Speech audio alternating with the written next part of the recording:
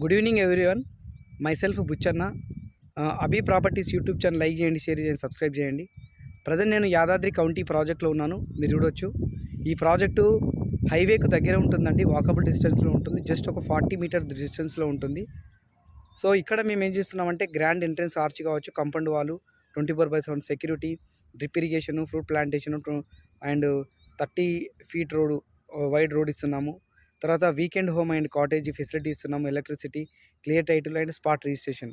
ఈ విధంగా మేము ప్రొవైడ్ చేస్తున్నామండి. ఎమ్యూనిటీ తీసుకుంటే మంచి ఎమ్యూనిటీస్ మేము ప్రొవైడ్ చేస్తున్నాం.